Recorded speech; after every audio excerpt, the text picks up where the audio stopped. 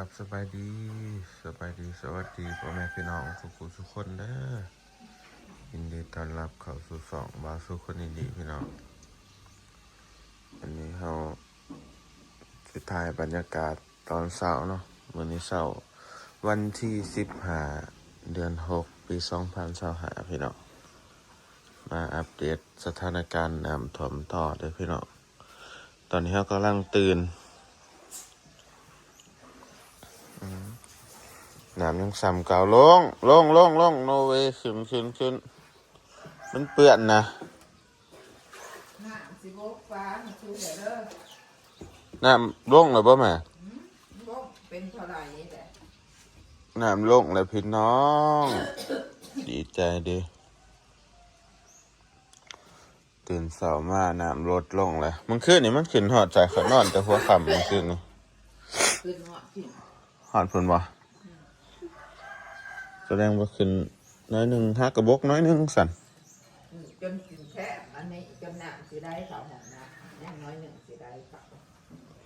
บกบ้านได้ประมาณเดือนสองเดือนฮักกระบกน้อยหนึ่งพี่น้องเปลี่ยนเขาถ่วมโดนกระโมใส่น้ำเพื่อมันสิบกนี่ก็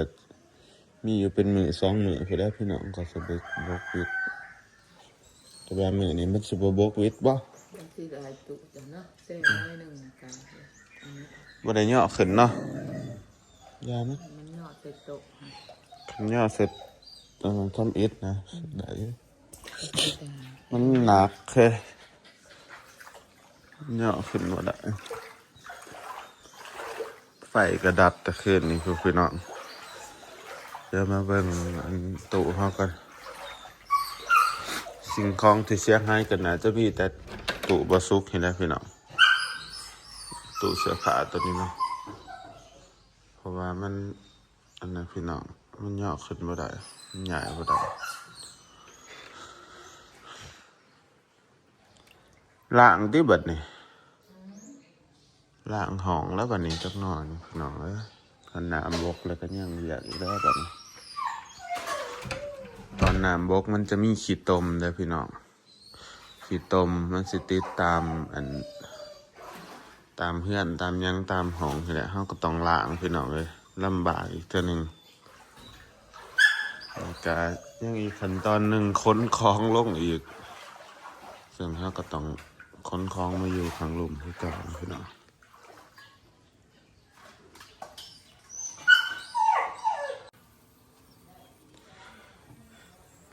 แต่เสียดายต้นมะคงเขาพี่น้องมันล้มแล้วก็ซุ่มตัวมันบ่ล้มก็มันจะตายคือเก่าเนาะพี่น้องหลังจากน้ำลดเขาเอิ้นว่ามันบวมน้ำแล้วมันจะตายอันนี้เป็นตรงหน้าเขา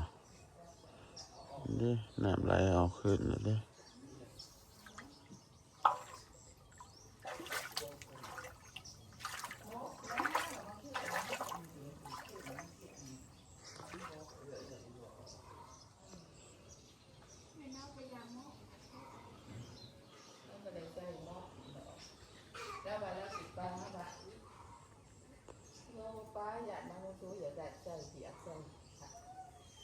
ปลายัง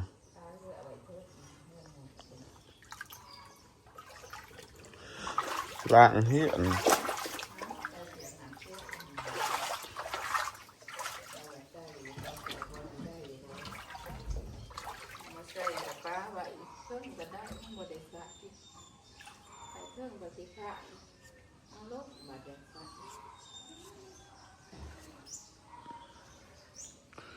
ไปหาหลานฟ้าเหือนนิดหน่อยมันบกเลยมันจะเป็นขาบ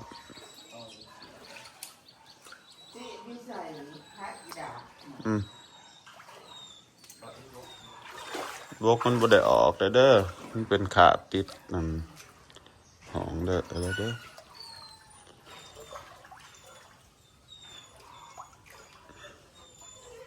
พ่อมันขาดเดี๋ยวพี่น้องตอนนี้บกวิทย์อันนี้แล้วเนาะบกไหวเติบแล้วนี่เนาะหอดขั้นใดกันนี่ละ ว่าอยู่ได้ข้าวที่เอา แต่ว่าล้างหนามันมาอ่างหนา น่ะมันมาแต่สารวัตรมันมาอ้างปากเขามันกระถ่วงเนาะมันสิว่ามันจะมันสิเป็นอินดีตีมันสิเตว ปานตื่นแล้วปีกลูกศิษย์เนี่ยก็ค่ะเจียบปีก ไอ้ายแก๊สลมปิ้งแก๊สมันเบิดบ่จ้า บริยอกขึ้นเนาะ ล้างเหือดนะบัด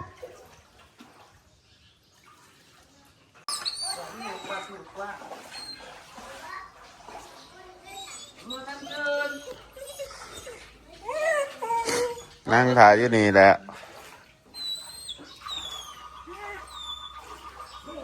ดีจะถอมมาลายไปดอกเกิดมา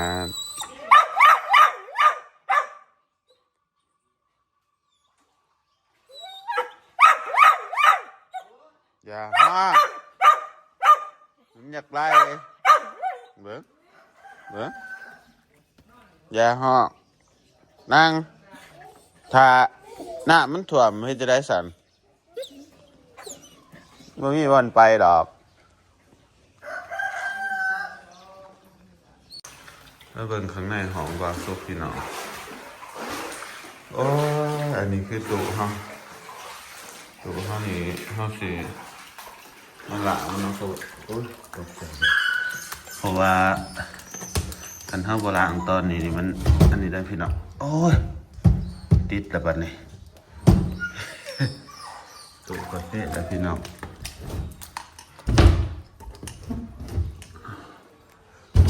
โอ้ย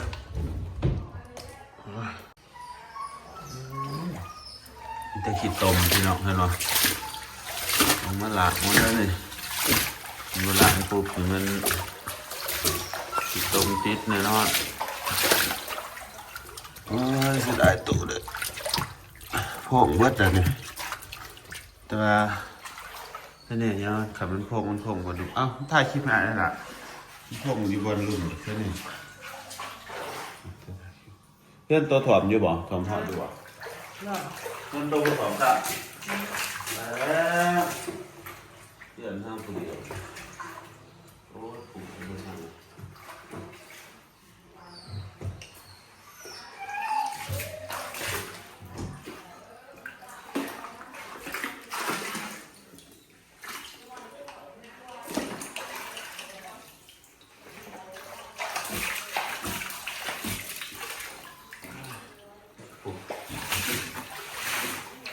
ไอ้กี่โตมันเหงาเลย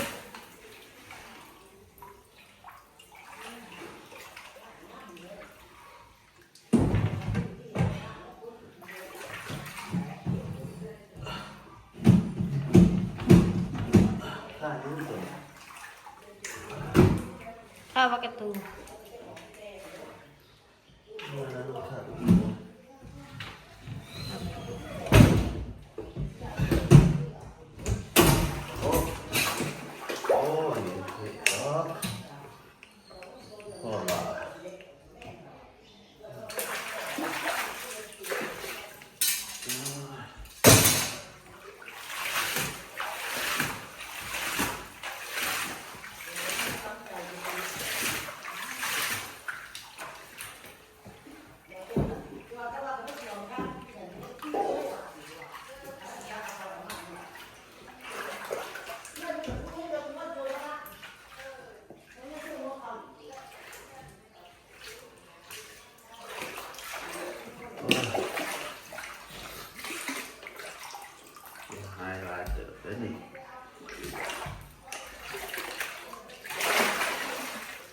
มันปลูกแล้วมันก็เสียอันนี้ก็ได้เด้อ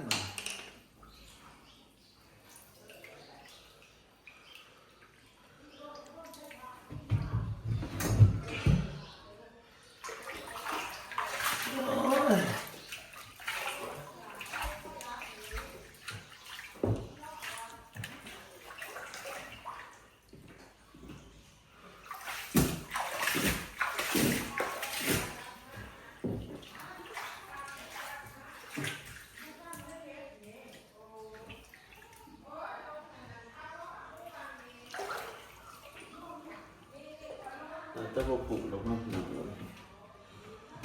ยังจังไปประกอบมันใส่มันข้างออกเลยตัวนี้มันคูออกเลยมันเป็นใจนี่มันระดับเลยมันเบิด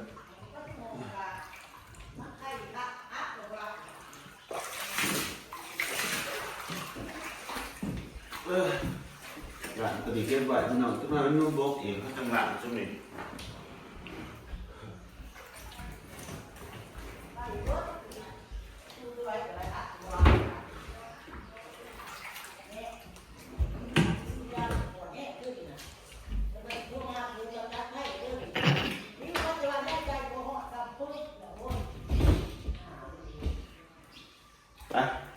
พี่น้องต้องมาคือมาหลังอันนี้ต่อเนาะหลังของเขาคือเด็ดเพราะว่าหนังบกแล้วมันจะมีห้อยมีอันนั้นขี้ตม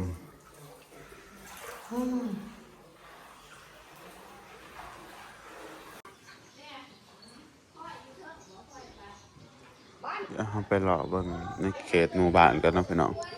ระบางรอทาน้ำบกอีกจักหน่อยที่พาไปเบิ่งเพื่อนหลังอื่นว่าเขาจะถ่วมอยู่บ่มันมีอีกหลายเลยเพื่อนบางหลังที่บ่ถ่วมเนาะพี่น้องเพื่อนที่สูงกว่าหมู่มันจะพักนี่สบายเนาะ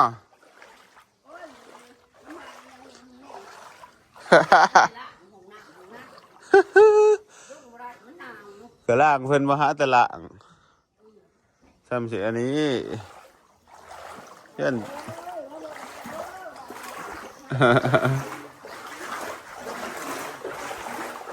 ล่างเด้อบัดนี้ล่างเด้อเพื่อนซาตีบเขาหอดอยู่บ่เลยนี่ในเขตหมู่บ้านก็สิสูงขึ้นมาอีกจักหน่อยพี่น้องดีแต่มันบกเนาะ ล่างนะบ่ของเจ้าหา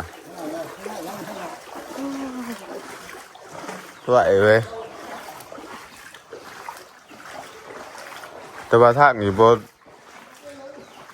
ถ่วมพี่น้องฟังหลังกับบ่ถ่วมบอกเลยล่างห้องซอยกูแน่ ตู้กูกับพงจะผุจะผิอยู่เพื่อนชาติบกวิทย์เด้อพี่น้องนั้นตอมเขาหอดหน้าอยู่บ่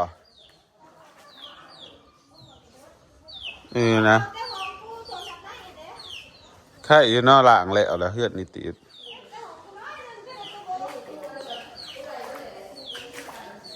จะซื้อลายตุโอ้ยตุตัวนี้มันโอ้ยมันเป็นใหม่หรอกตัวนี้มันไม่อัดบ่ตุแบบโอ้แบบอีเมลตะกี้เนาะมันข่อยกระโพง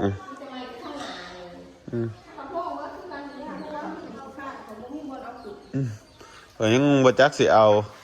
ว่าสิยกขึ้นกะที่สิบ่บิดน้ำคือเก่ามันเป็นยังไง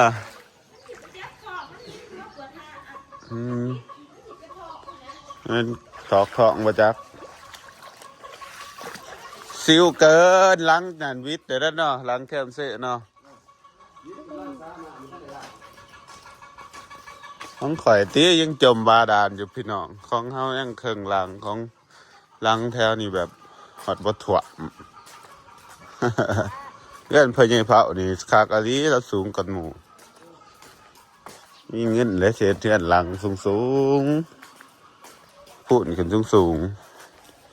เฮ็ดอะไรโอ้ยหลังนี่สบายเนาะบ่ถ่วมน้ำหมูเว้ยบ่คักเลย หลังอื่นครับถ่วมจืดหลังนี่บ่ถ่วมน้ำหมูอยู่สบายแท้แล้วบ่ถ่วมน้ำหมูบ่คักแล้วเนี่ยเอานี่นี่แต่หลังเราบ่ถ่วมพี่น้องหลังอื่นเขาถ่วมเบิดไหลหลังเราสูงคักพี่น้องบ่ถ่วมเฮ็ดเฮือนยกใหม่ตัวไรเฮือนหลังไรเขาเฮ็ดใหม่นี่ส่วนไรสิบ่ถ่วมพี่น้องแต่ว่าเฮือนเฮ็ด ยุคตะก่อนตะกี้นะเขาสิเฮ็ดต่ำเนาะมันก็เลยมักต่อนี่ก็บ่ท่วมสานุกน้อยก็บ่ท่วมเพื่อนสานุกนี่เฮ็ดหลังนี่จมบาดาลคือกันเฮ้ย ใช้ไปได้ชัวร์ อุ้ย มันข้อมันออกอะไรข้อบอกให้โชว์อะไรบอกว่า แต่เฮ็ดหลังนี่ก็ท่วมคือกันเนาะ อายุจะได้สาจะมีเวลาได้สาอันน้ำหลังหมู่ ไอ้ก็บอกว่าคนไทย ไฟกันน่าจะดับดนอยู่เขาเจ้านี่ วัดสอง ตอนนี้แถวในบ้านบกวิดเบิดแต่เด้อพี่น้องยังแต่แถวคันให้หน้าบันทงนี่ก็บ่ทันวิทย์เนาะ ล่างแนวเลยไปละเดี๋ยวก็ย่างไปหาแม่จับอ้าวไปให้ลำเย็นดีละมัดอยากไปรถไปนี่ไปเล่นโดน คือแหละพี่น้องอยู่ในภายในบ้านเนาะในบ้านนี่บ่ท่วม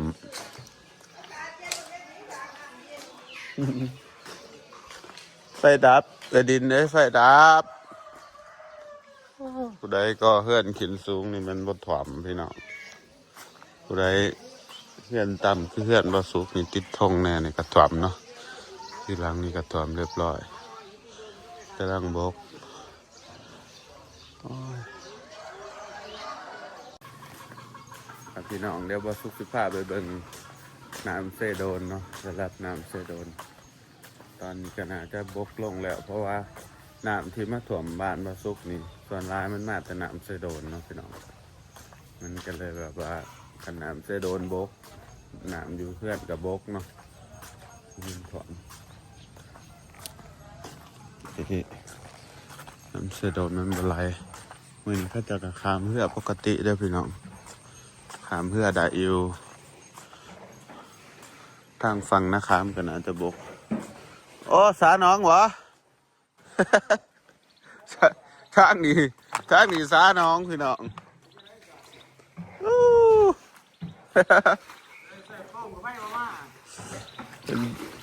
ก็อันนี้ขึ้นนี่เดี๋ยวสาเนาะน้ำบ่ออกเนาะได้ยังเต็มเพื่อนอยู่ ซาหน้าพี่น้องซาหน้า เพื่อนนี่สาน้ำแม่นอันนี้พี่น้องเขาเฮ็ดอันนี้ขึ้นเดี๋ยวมันก็ได้บ่มีน้ำมันไหลออกบ่ไหล ไปหน้าเขา ปอไปใช้ออกปอ นั่น โอ้ยน้ำท่วมนอนซิวเสย แบกเขากัน เฮ้ยไปเฮือนข่อยเด้อเฮือนข่อยก็ยังเต็มอยู่ ไม่ได้บอกว่า ยังกำลังยังหลายกว่าหมู่ยังเคิงเฮือนอยู่น้ำเสกกับบกเลยพี่น้องบิดตัวนี้แหละบ่อนนี่สูงกว่าหมู่ที่เขาว่าอันวัดเท่าไหร่เนาะมันก็ยังบ่ทันอันนี้เนี่ยน้ำเสกบกแล้วตามเพื่อได้ปกติอ๋อเสียเฮ้ยพ่อไอ้ละออกมือนี่มีคนขามอยู่บ่